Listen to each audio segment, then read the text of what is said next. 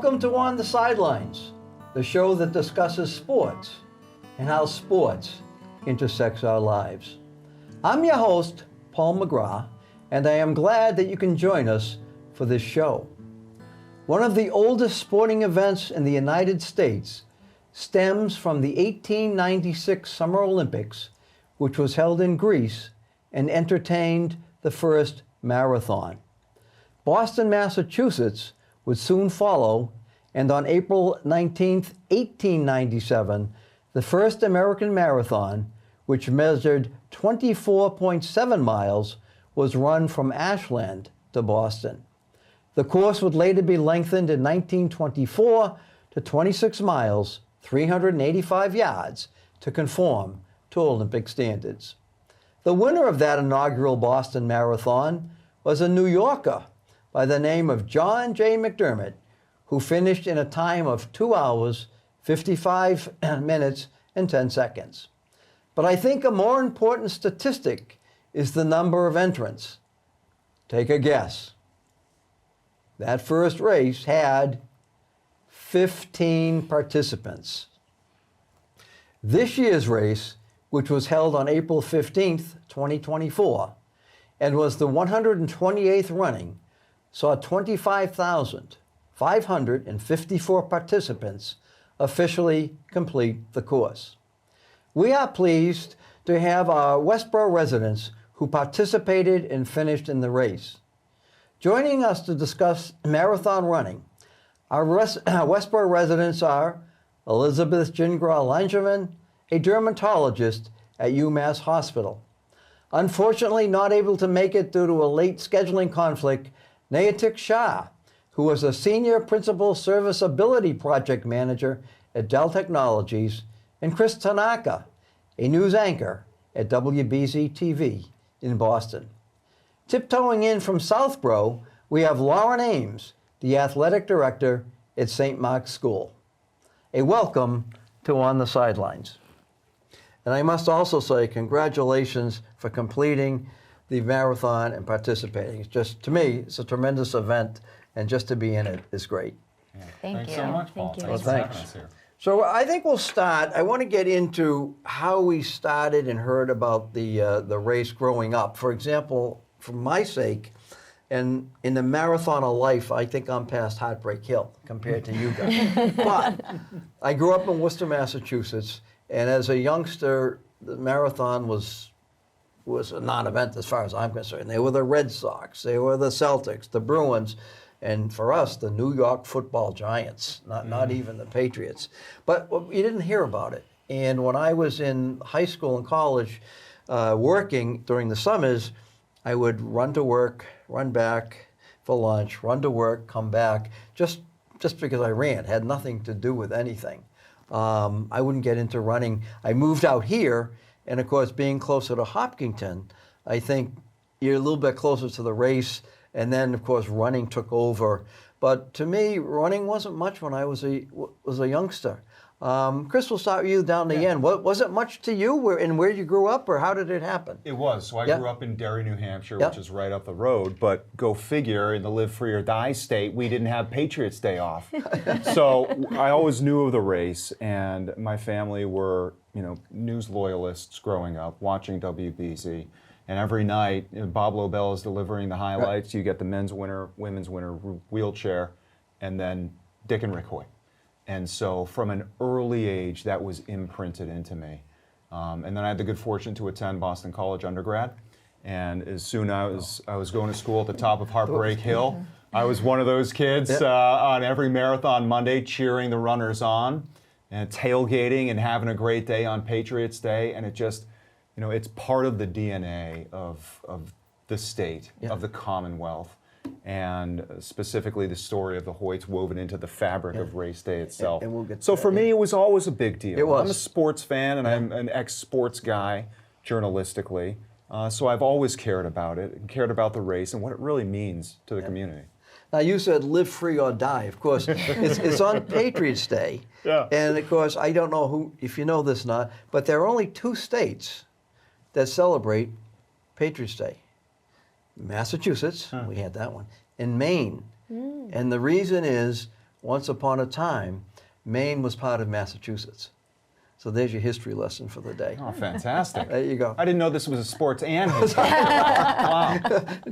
Double for your buck. Yeah. Okay, Elizabeth, coming down the line here. Yeah, so I started running when I was in college. I also went to school in Boston. I went to Boston University and kind of just picked it up as a hobby. Yeah. But then, Patriots Day was like the biggest day of the year. It was the most fun to get out there. We'd watch it in Kenmore Square and just, had the best day cheering. And in the back of my mind, I just thought if I could ever do this, this would be such an incredible feat. And then, fast forward 10 plus years later, I got up the courage to start running again and trained for the Boston Marathon. Yeah. Now, Chris, did you run as a youngster or just? Absolutely not. And I still don't. I don't know if what I do can be called running, especially compared to Laurie. Yeah. But no, the thing that I was thinking about as you were speaking, and we've had this shared experience, is what other sport and what other event do you come out and so enthusiastically cheer for people who you have no idea of? Mm-hmm. And so that's what makes it so unique. It's remarkable. It's remarkable. You can go out there and you're really cheering these people on because you see the wide spectrum of fundraisers and first-timers and elite athletes competing at the highest level. It's remarkable. Yeah. Okay, Lauren, when did you must have came out of the womb running. No. So yeah, I grew up in upstate New York, so really didn't know about Patriots Day. I knew about the Boston Marathon, but very little. And I played 3 sports growing up and would run just to get in shape for soccer in the fall. And I didn't have a watch. I would run from my house, and my mom would time me on the house clock, and I'd run out the door, come back. I'd probably run 2 miles, maybe 3, and I'd come back in and I'd say, how long did that take me? And she'd tell me how long, and I would just make a mental note and get ready for the soccer season. So when I finished college sports, I played soccer and basketball in college up at St. Lawrence University, a small liberal arts school in upstate New York. My mom was the one that got me onto this Boston Marathon thing because she was in the Boston area during the marathon one random year, and she said, wouldn't that be really cool if you could run the Boston Marathon? And I was like, sure, and so then I looked it up and I was like, well, the only way I can run this is if I qualify or if I raise money for a charity.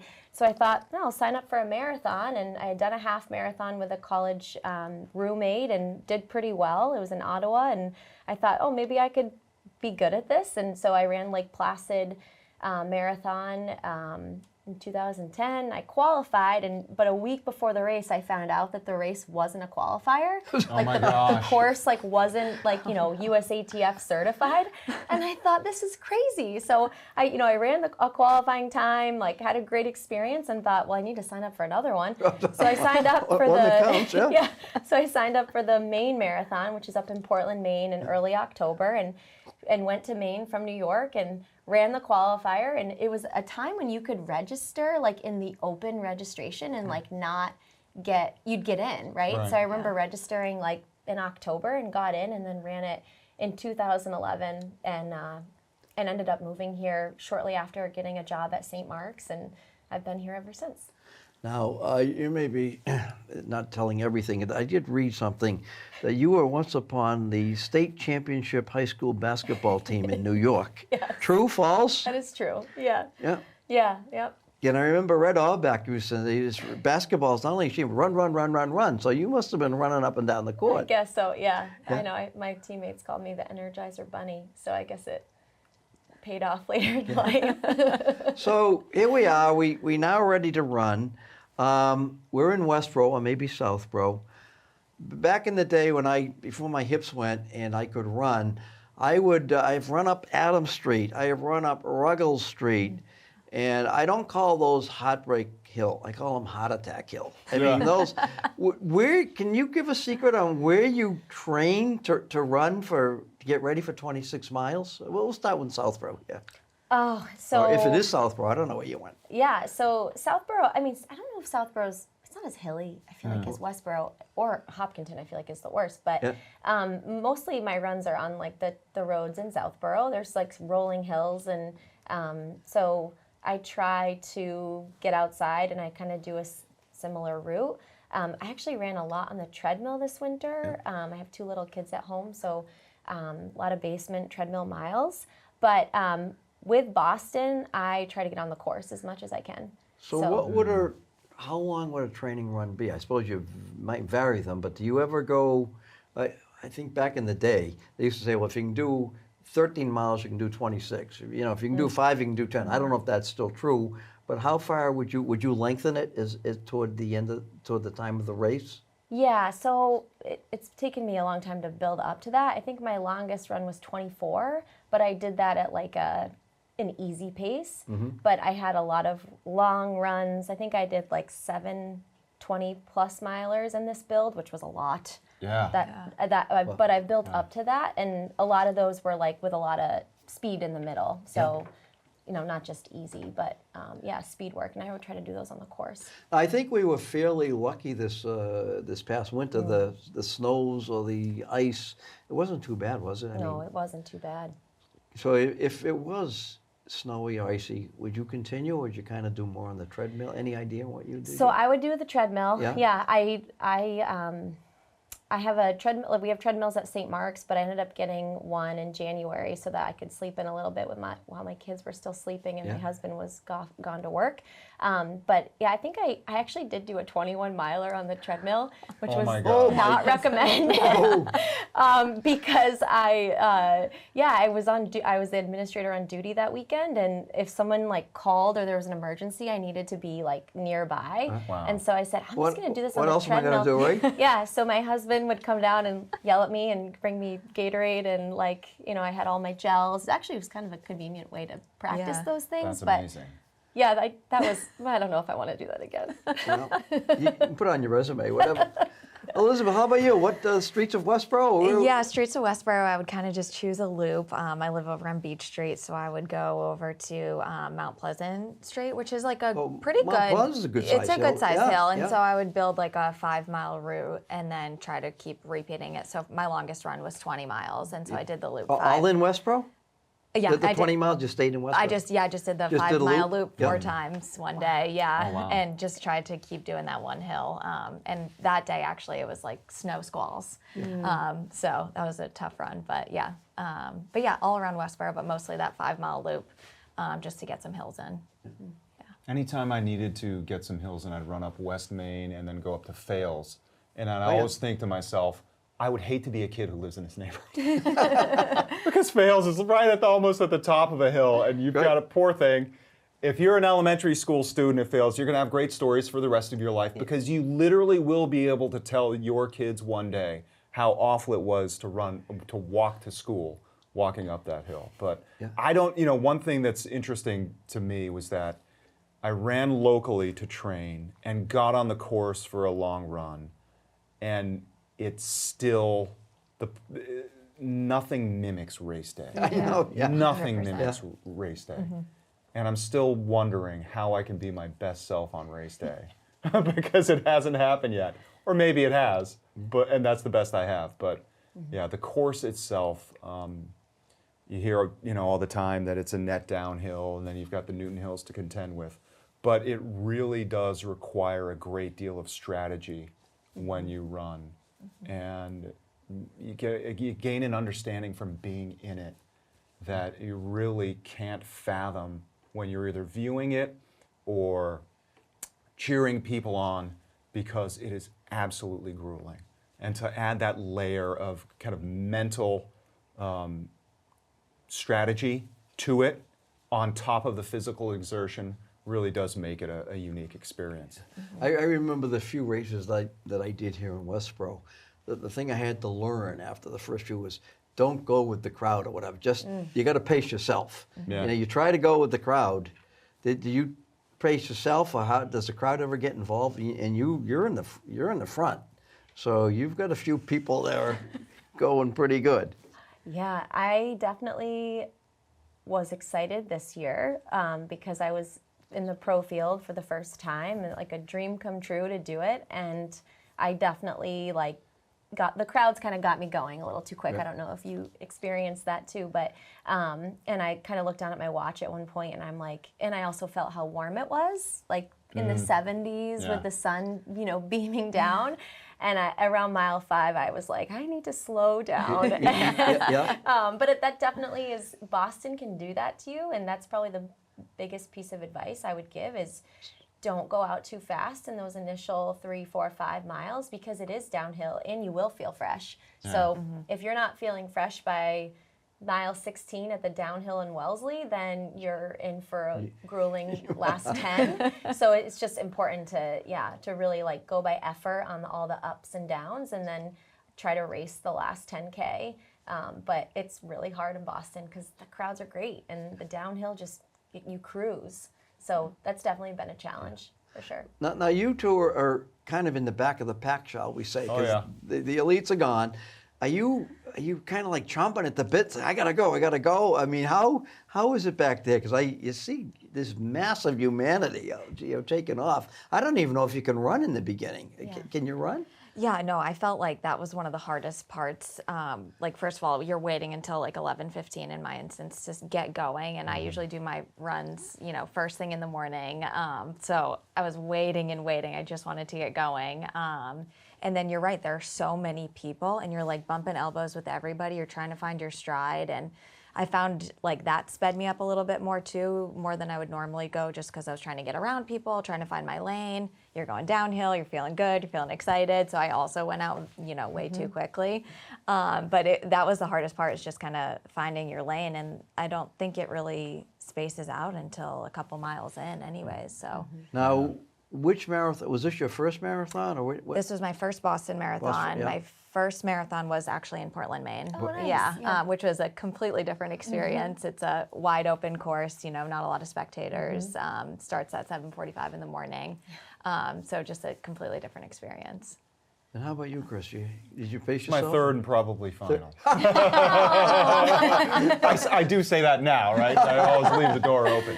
I had run Cleveland twice when we were living there, and it's a flat course because it's the Midwest, and so you're only thinking about the distance there. You're not thinking the topography of it, and so that's why it was a vastly different experience. And plus, I'm 5, 6 years older now than running back then. But yeah, it was a dream come true, and to be able to fundraise for an organization that I really hold in high regard, and I'm sure like Elizabeth, kind of added to it. Like you're going out there to not just compete and prove something to yourself, but really uphold the mission and the values of the organization you're representing that day and that you're wearing on your sleeve. So, where there is less competitive drive, there's more spiritual drive to get you across that finish line. Yeah, I think the people of Massachusetts, maybe the whole country, the Hoyts are well known. Yeah. The father, the son, they're both gone now. How did you get involved with the Hoyt Foundation? So dating back to when I was a kid, watching Dick and Rick run every Yep. single year, the name. They're synonymous with race day. And then fortunately at WBZ, we've had a long, proud tradition of being connected to the race. Unfortunately, sadly, I met Russ, who is now the CEO of the organization, when Rick died, or shortly thereafter, last year. Simply introduced myself and ran a couple of their races, and then got in with the organization. And when I made the decision to apply to run, they were my first and last application. Yeah. And I was very fortunate to be accepted and joined with a great organization and a great support team. And then I had a great support from family, friends, and really my station as well throughout the process, throughout the training. It did make it tough on race day because I had a lot of cheers, and I felt personally indebted to wave or respond to everybody. Yeah. And through the first 10 miles, that's very easy to do. You got a big smile on your face, you're like, hey, how you doing? But then all of a sudden you're going through Newton, and it's like nothing more than some sort of guttural grunt of acknowledgement as you're laboring by when someone calls out your name. So double-edged sword. Yeah. I guess the crowd can be good and bad. I mean, it spurs you on, but after a while, I have to finish. Some of these people, I just want to turn and be like, I'm tired. I can't go faster. But got to cross the finish line. Well, let's look at a couple of pictures here. We have Elizabeth here. And let's go on. If we can show these, there's a big medal, and we're going to have That's a real awesome. medal here. Elizabeth has her jacket. We're going to show her, but that there and the medal. I mean, the feeling you must have when you have that. And you ran. Why don't you talk about what you were running for, Elizabeth? Yeah, so I ran for Team Impact Melanoma, and I'd found out about them. You know, I'm a dermatology PA at UMass. I'd had a couple patients run for them, and a couple friends as well, and so I also only applied to them because I was, you know, so it's what I do every day. You know, melanoma is very near and dear to my heart. So if I was going to spend all this effort, you know, training and raising money, I wanted to do it for something I really, really cared about. And they were an amazing organization. I think our whole team raised over $300,000 for the charity. And it just was so inspiring. And you're right, Chris, like you're running for yourself, but you're also running for this bigger picture, which is amazing. It gives you the incentive. That's tremendous. And we also have here. I took this picture. I was taking pictures in Ashland, and the reason I don't know why I took the picture, but what I want to talk about is sunscreen and protection. I've never seen a hat like this. He looks like he's in the Foreign Legion, but I think that it's one hat. You know, he's got the neck coming down to protect, which I thought that was pretty good. When you're running, you don't have much protection. Can you talk about sun protection in general, and then for runners? Yeah. Because you don't have much protection when You it comes don't, to the sun. especially on a hot day like that. You know, you're not wearing too much. But yeah, I love that hat to at least cover the ears and the neck. I've never seen one like that. Yeah. So hats obviously great. Sunglasses too, I always say. Oh, really? Yeah, just to protect your eyes. Well, yeah, that lady there has, you know, I never noticed it until you said that, but that lady has sunglasses. The yeah. lady behind, I just don't remember watching the race that many with sunglasses, and yet, boom, you have two of them here. Yeah. And then, you know, I always wear like sweat-resistant sunscreen, a good lip balm too, because not a lot of people think about their lips, but your lips are really well exposed to the sun. So an SPF-containing lip balm, and then, you know, your sunscreen on the rest of your body. On cooler days, I'll wear UPF clothing, but obviously on a day like this, that wasn't really an option. Yeah, one of your colleagues was telling me, I was talking about racing, and he told me that when I'm out, like if I'm golfing and I have this on, it's not good. I should be putting lotion underneath this, which I never thought about. Yeah, regular clothing doesn't have much of a sun's protective factor. I believe it's like maybe 5 to 10. And so they make some clothing with it's called UPF clothing, and they're at least like 45 or 50. And so they really protect you from the sun. They also make like umbrellas with that materials and hats with that material too. So I always encourage my patients, especially like, you know, get a hat with a UPF factor in it, because a straw hat or a baseball hat isn't going to do as much as you think it might. Now, does the clothing with the sun protection, is it heavier? No, it's actually lighter. Like Oh, really? I have patients tell me they'll wear the long sleeves and they feel almost cooler than wearing like a regular, you know, t-shirt. So it's really? actually lighter. Yeah, it's a good material. Oh, that'd be interesting. And there's something else you can do to protect against the sun is be out there for less time, so just run faster, like Lauren. Don't be on the course for half the day like me. Just run faster.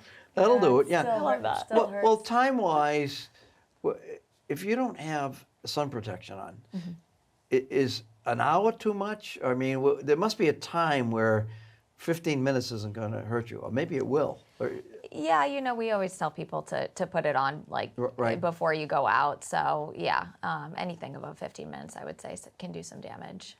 After 15 minutes? Yeah. Which is really nothing. Nothing, yeah. Okay. All right, let's see what else we have here.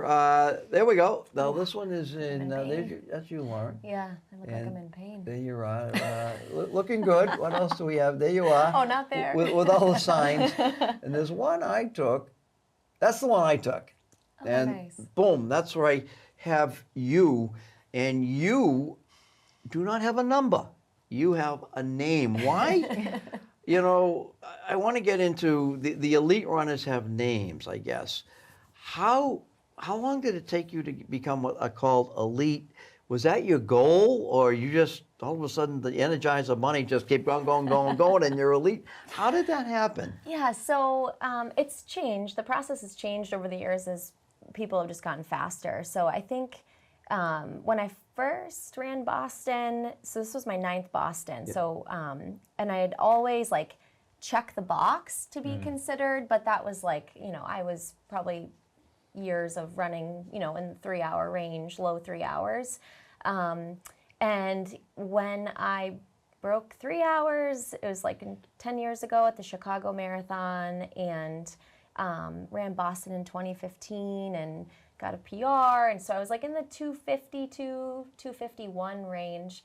But that wasn't fast enough to get into the elite field. The elite field, I think, was 247 at the time. Yeah. And so it was always like a number of like, oh, I'd love to be able to do that. And that number probably kept coming down every year too. It will continue to come down. Right, yeah. So then I got married, had a couple babies, and COVID happened, and I actually ran a virtual marathon, the virtual Maine Marathon in 2020. How do you do that? I just signed up and mapped out a course around Southborough, and I actually ran like a personal record by myself, and my youngest Southborough course is the best course. I guess so. Yeah, my youngest was, I think he was 6 months old maybe when I did it, and so finally once races came back, I was like, okay, let me take another shot at this, and so the Olympic trials qualifying time for the 2020 trials was 2:45, and my son Jacob,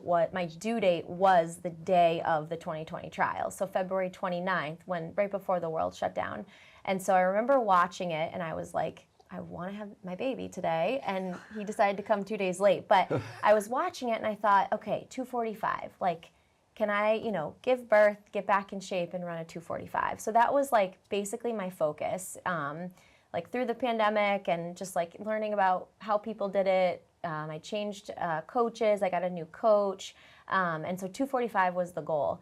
And then 2 days before I was set to run the California International Marathon, which takes place in December, it was in 2021, they changed the time to 2:37. Oh my God! So it went from 2:47 to 2:37 in that short. 2:45 to 2:37, and so I knew going to California that I wasn't in the window of qualifying. But again, the 2:45 was the goal, and I was hoping that USATF would keep it at 2:45, and then I could run in the 2024 trials. Yeah.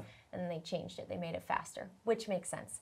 And so I went to California still with, was there with my mom, ran 2:43, set a PR, and thought, all right, I kind of completed it, right? But then the itch to go after that trials qualifier was there. And so I thought, let me just kind of go all in for the next couple of years and see if I can run this time. And so I ended up missing it by 3 minutes. I ran in October of this past year, I ran a 2:40. Where was that? This was actually at a race that my coach had put on as a sort of a, what do you call it? Like a time trial to get people the standard. So they set up this race on this, big lake loop. It was a 3-mile loop, and they had pacers, and you had to qualify basically to go to it, and it was so inspiring. It was a group of women. It was in Rockland State Park in New York. It was a group of women that were all Olympic trials hopefuls, and so we just set out to try to run in the best conditions. It started at 6:30 in the morning. Wow. We had pacers, we had nutrition, so we had elite fluids and all of that. And so I was on pace for probably the first 17 miles, and then I basically needed to run 4 seconds per mile faster to do it. So I missed 4 seconds. Just 4 seconds per mile. So I missed it. And then when I registered for Boston, I run for the BAA. So the BAA that puts on all these races, I run for them. And so I don't know if that helped me get in. Maybe it did. But I just checked the box of I want to be considered for the pro field. And so I tried to get the trials qualifier one more time in California. I was super sick. I had the flu or something and still ran. And then 2 days later, I was going to take a break. I wasn't going to do Boston. I was like, I don't need to do it.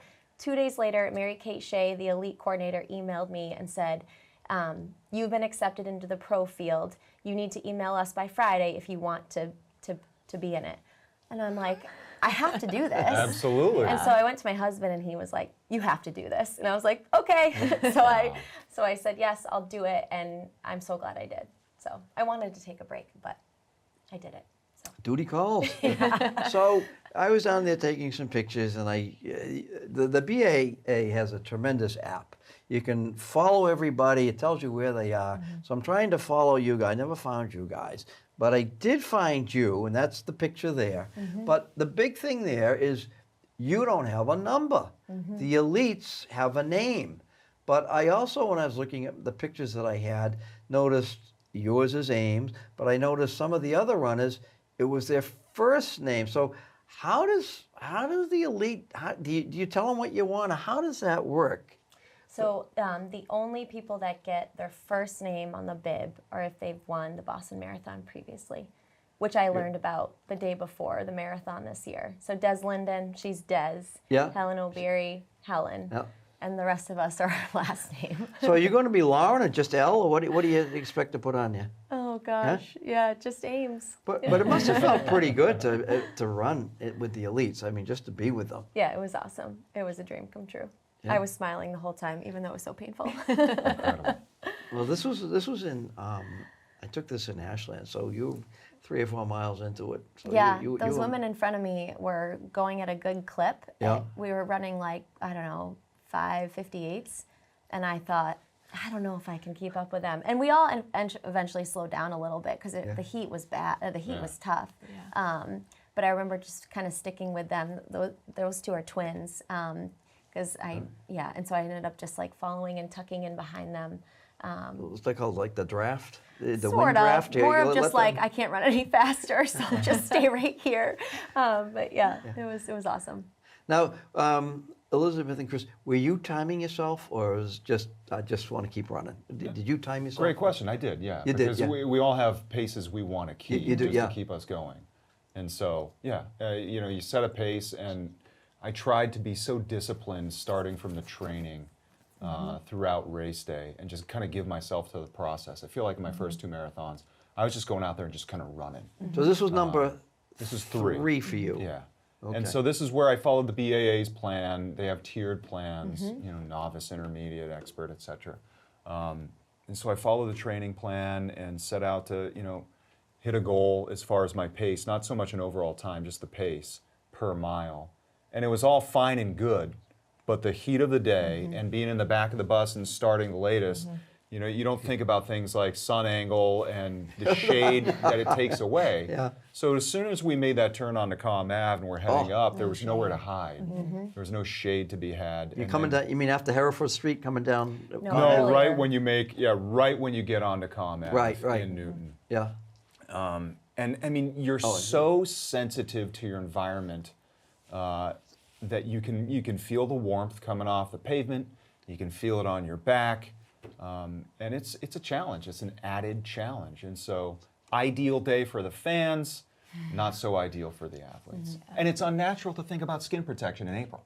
Oh yeah. Oh, yeah. I'm serious. Like I was slathering myself in 70, getting Were you? It's just like it's April 15th. What am I? Yeah. Yeah. Lauren, you are the AD at St. Mark's, and when I look at the winners of most marathons, they're in their 30s, because nobody runs a marathon. I don't think is a sport in high school or college. Somehow, I don't know how it evolves. Do you think it should be, or how does a marathon has just kind of evolved? All of a sudden, all of you, but you especially because you're the elite. Should it be in high school or college? You think it's just too much training in order to do that?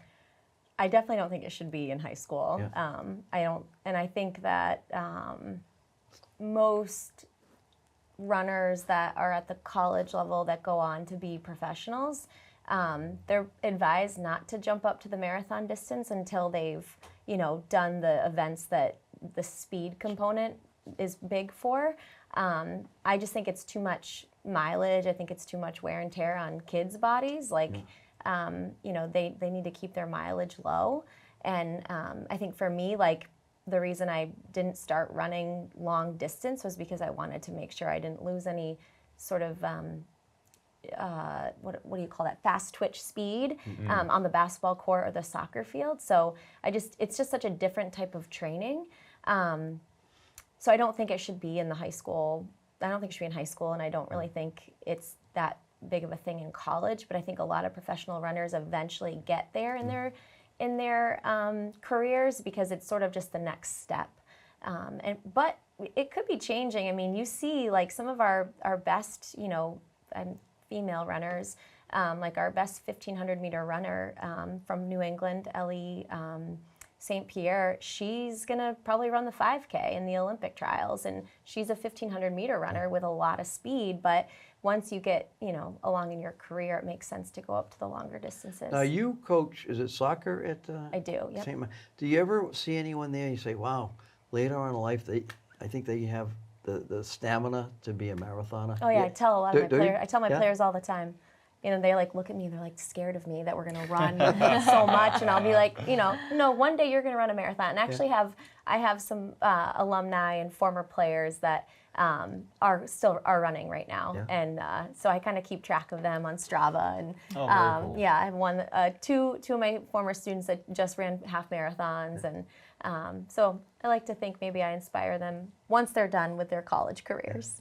Now, not to give any secrets away, especially to our two people over here, but your coach helped you along. Was it in breathing, or is it stamina, or the stride? What do you work on as a marathoner? My coach gives me the training. So instead of, a training plan that you kind of just like look at and follow day to day, he provides me with training week to week. It's usually like 2 weeks out. And, it's through an app, and he tells me what to do. And then he gives me feedback, and he'll say, how'd that session go? And I'll say, those 800s were painful, but the pace was what it should be, And so it's a lot of like giving workouts and getting feedback. And It's strictly on an app. Yeah, it's called VDOT, so it gives you kind of an idea of what paces you should train at. And so, I just do what he tells me to do. He tells me to run 10 miles today, I'll run 10 miles. I have two questions for you, because you've obviously got the most experience. What is the most scenic marathon you've run, and what would be, regardless of like cost or anything, what would be a great entry marathon for people? Like, I'm running my first marathon, I need it to be gentle. I need it to be forgiving. Yeah. What's that? So the most scenic was Lake Placid, but not the most gentle to run. Yeah. I feel like Maine was was really gonna say, nice. yeah. Portland, Maine was beautiful. Beautiful. And I will say, if you want to go for like a bigger one, and you can get in, Chicago is so flat. I've heard of flat and and fast. you Yeah. get that like world major marathon experience. Yeah. It's a little bit crazy at the start, but that was like a dream race. Like I felt like everything was awesome about that, and flat and Yeah. forgiving. Yeah. So that would be a great like entry race. But I think Maine was a great one. The Bay State Marathon in Lowell, it's not anything fancy. It's not scenic. You're like running around the Merrimack River, or you're kind of like running alongside it, but it's super flat. It's not super small, and I think it is like a good first marathon for people, because you're not going to get beat up. Yeah. And it's like October, so it should be cool and not humid. Oh, and very cool. So maybe Bay So it State. sounds like he's aiming for his 4th marathon. He is. He is. I'll coach you, Chris. Come on, let's do this. All right, we're going to move along here a little bit. I have to give Niatek Shah, who planned to be here but couldn't. So let's take there he is there, moving along. Looks like Don Carmav. There's the team he ran for, and there he is at the end, which it has to be exhilarating at the end when you finally finish. But I want to read a couple of numbers for him, and I say this because I think it's important. There were 25,554 that finished. He was 23,566. Not great numbers. Out of 14,758 males, he was 13,641. And out of the males in his age group, 2009, he was 909. But he raised $10,140 for Dana-Farber. I mean, that's what it's all about. for the For for the those fun- that aren't elite, Yeah. this is great. I mean, the what do we have here? I have it here. The runners raised, according to the Globe, $45.7 million were raised by the runners for 168 participating charities. I mean, that's Americana as far as I'm concerned. As you say, the crowds were cheering. And they were cheering for you guys for what you were doing. Yeah, when you fundraise, there's only two numbers that count. Yeah. One, the amount that you raised, and two is 26.2. And getting to that finish line. And this feeling here. Yeah. I mean, it has to be a great feeling when you get to the finish line. So let's go. We have one more fellow. We got some pictures here for you. Oh, there he is. Now, this guy looks fresh as a daisy. I know. And look, the people You take know why? pictures. What? Because that's Wellesley. Halfway. That's actually my coworker, Lisa Hughes. Oh, is that Lisa right there? Yeah, our Oh, evening my anchor God. at WBZ. I'm going to get that framed to get it signed by And, both of you then. I didn't know I had. Her husband was up on one of the risers. Oh, is that right? And so she was tracking me, and she was able to snipe those photos. Well, I Thursday tried night. tracking you. She does better than me. She Yeah. even got the photo. That's great. I had no idea who that was. Yeah. Oh, she- that's great. Yep. And there, look at the guy's fresh as a daisy.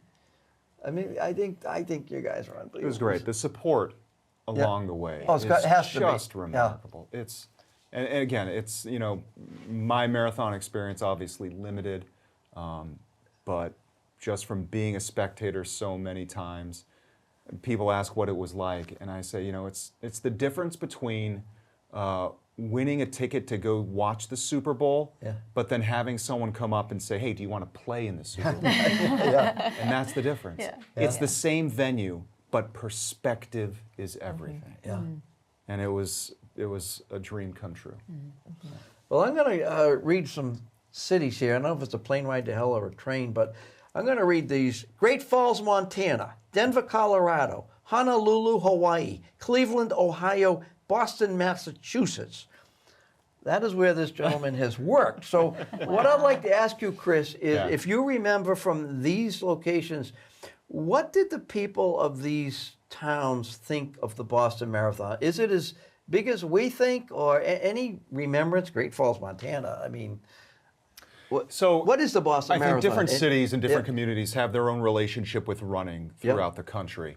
And no place is going to value it like Boston and like Massachusetts because it's ours. Right.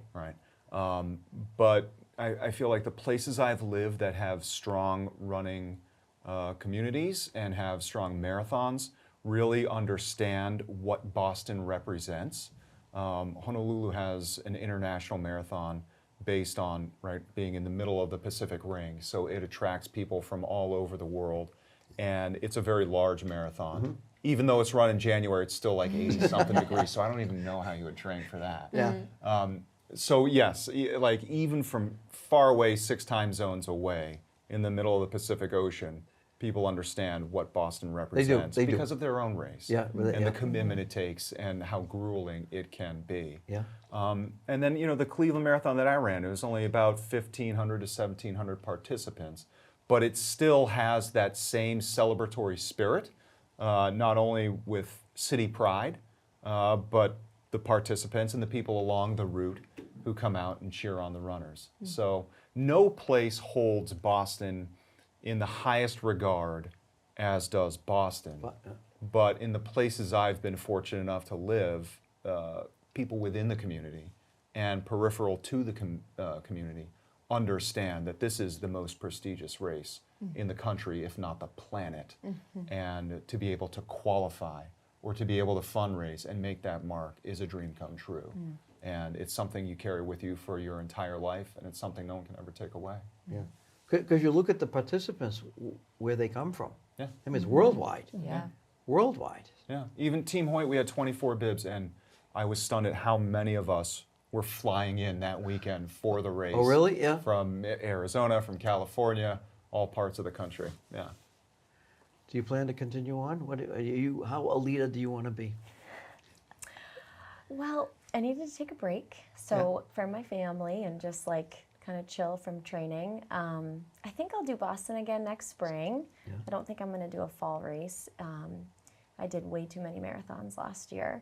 But Well, how many marathons do you think you've competed in? this was number 21. Wow. So and there was babies in between there, so I took a break, and so I don't know. I mean, the 2028 Olympic trials qualifier hopefully doesn't get any faster. It might, because things with like World Athletics, which is like the Olympic standards, will get faster, I'm sure, but I'm hoping the US keeps it at 2:37, and maybe it's something I go for in 4 years. But the window won't really open, I think, for a couple more years, like once the Paris Olympics are done. And so maybe I'll come back and give it another go and see if I can run 2:37, which would be really cool. And then to be able to just go to the trials and be part of it. I mean, I'd probably finish like last, but like just to be part of it would be awesome. If you're last, you're first with me. Right. I To mean, me, it would be like a victory lap. But I think maybe I'll see how, my kids are getting older, and not that old, but getting busier, and so we'll see what the future it brings, holds. Yeah. Elizabeth, do you think you'll run another one, or whether it be Boston or somewhere Yeah, else? I'm already signed up for another one. I Oh, have my the gosh. bug. I know. Yeah. So where? I'm doing the Portland, Maine one again. Portland, Maine, yeah. Yeah, I would like to try to qualify for Boston. So for my age group, that's 3 hours and 30 minutes. Yeah. So I'd like to try, but I do plan to run with Impact Melanoma next year as well. So Wow. yeah, I have the bug. That's awesome. And Chris, we're trying to talk you Yeah, we're into. trying to talk you into You it. know, yeah, bug bites affect people differently. There's a dermatologist. She'll help you out. This race was lightning in a bottle, and I got to run for a great organization. Yeah. And I always say, I'm not a runner. I like to run, but I'm Yeah. not a runner. So I won't close the door on it entirely, but it's grueling. It takes a lot of commitment. We just had a very mild winter, for Right. which I'm thankful for. So whether or not, by this time, I think the fundraising or team application windows open in early fall. So we'll see what happens between now and then. But as of right now, I'm just going to enjoy the summer, lazily being outdoors, finding water to swim in and play in with my boys and my wife, and we'll take it as it comes. Enjoy the summer, yeah. Yeah.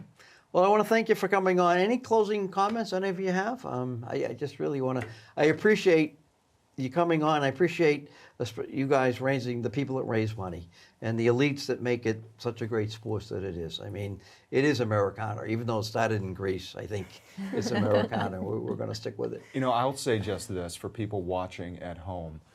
When we hear the stories of 21 marathons from Lauren and the amount of money we raised, it might seem intimidating, but running is the most inclusive sport I've ever been a part of. And for people who can run at the highest levels, to people who are just out there trying to conquer their own demons and really face their own challenges head on, it doesn't matter how fast you run. It doesn't matter how far you run. It's an inclusive community. Seek people out, join clubs, read resources, because it's amazing what it can do for you across your full spectrum of health, right? Mental health, physical health, emotional health. And it's a great endeavor. Well, I think so, because you have the wheelchairs, and then you have the people with prosthetics. I mean, talk about, encouragement. Yeah. It's just a tremendous, tremendous sport. Yeah. And you can pick it up later in life. I think Yeah. it's not a sport that you were like, if I've never done it, I can't do it now. And I think that's, I actually think picking it up later might give you longevity in it, right? If you didn't do it in high school or college, or it's uncomfortable, right? It gets more comfortable if you do it a little bit more, right? And but I think it's great to try to pick it up later in life. And shoe technology has come a long way. There's some really awesome shoes out there that actually help with recovery, and I think are going to continue to sort of help people have longer careers in the sport, whatever that career looks like. Well, we did a show on pickleball, which is taken off like crazy a couple of months ago. And they said the most important piece of equipment are your shoes. And I'm sure that has to be the same for you. That's a big deal in running right now. Yeah. So how many pairs of shoes do you go through? Do you go through quite a few? Oh, you can ask my husband.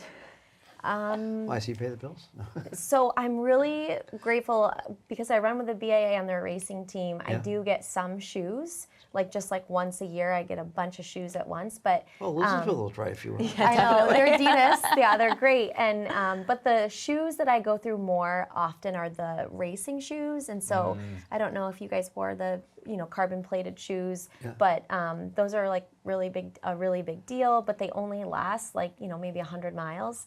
So I only wear those a couple times a week. Wow, But if I'm that's, doing, not a lot, that's not a lot yeah, of miles for. yeah, if I'm doing speed work, and I kind of have it down to I know when the shoe is sort of done.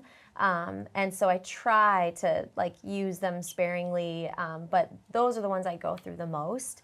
But the daily trainers and stuff, I can take those out for a beating for many miles. Yeah. Well, we have to show what this is all about. Elizabeth, just put your hair back. Aiden, if you can show us, here it is. There's the official jacket.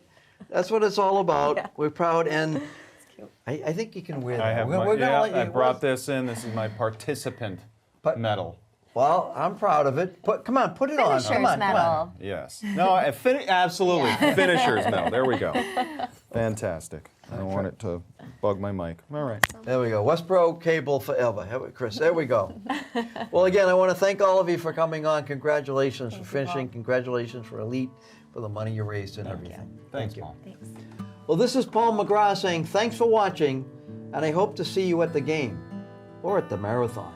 And if you're not in the game or in the marathon, I hope to see you on the sidelines.